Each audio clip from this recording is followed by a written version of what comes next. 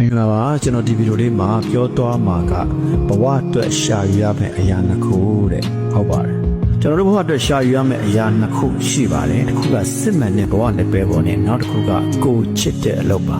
စစ်မှန်တဲ့ဘဝလက်တွဲပေါ်လူဆိုရဲအမျိုးကအသက်ကြီးလာရင်တိတ်ကိုထီးကျန်လွယ်တယ်ဗျထီးရှာလွယ်တယ်ဝမ်းနည်းလွယ်တယ်စိတ်အလိုမကျဖြစ်လွယ်တယ်ပြောစရာတွေနဲလာတယ်ဒါကြောင့်အထီးကျန်အားငယ်လာတဲ့အခါပြီးစရာပခုံးတစ်ခုရှိဖို့တော့လိုအပ်ပါတယ်ကိုယ်တနာကိုတတ်တာစေမဲ့လူမျိုးငိုနေတဲ့မျက်နှာကိုပြုံးအောင်လုပ်ပေးတဲ့လူမျိုးခက်ခဲတဲ့အခါကိုယ့်လက်ကိုတင်းကျပ်စွာစုပ်ကင်ထားပြီးတော့ကိုရှိနေတယ်နော်ဆိုပြီးစကားပြောတဲ့လူမျိုးကိုယ်အထီးကျန်မှုတွေကိုမျှဝေခံစားလို့ရတဲ့လူမျိုးတေချာပေါက်ရှာယူပြီးတော့လက်တွဲပါချစ်ခင်ပါမျက်နှာပေးပါတန်ဖိုးထားပေးပါကိုချစ်တဲ့အလုပ်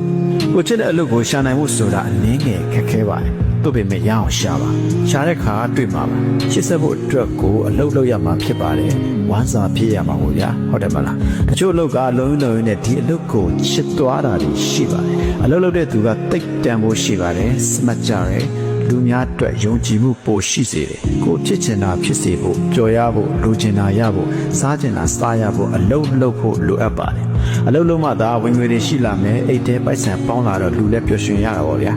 တနေ့ကုန်အလုပ်တွေပင်ပန်းပြီးညကြရင်ကိုယ့်အတွက်အမောပြေစေမဲ့လူမျိုးအနားမှာရှိတော့အားရင်မှုတွေပိုရှိစေတယ်ဘဝအတွက်အရေးကြီးတဲ့အရာနှစ်ခုမို့အကောင်းဆုံးရွေးချယ်နိုင်ကြပါစေမှားယွင်းတာနဲ့အသက်ကြီးတဲ့အခါအခုထက်စာပေါင်းများစွာပိုပြီးခက်ခဲစွာရှင်သန်ရပါလိမ့်မယ်ထီးကျန်တာချင်းအတူတူအထီးကျန်တာကိုတက်တာစေမဲ့လူမျိုးကိုရှာယူပြီးချစ်ကြပါလို့ပြောရင်ကျွန်တော်ဒီဗီဒီယိုလေးကိုဆုံးသက်လိုက်ပါတယ်ကျေးဇူးများတင်ပါတယ်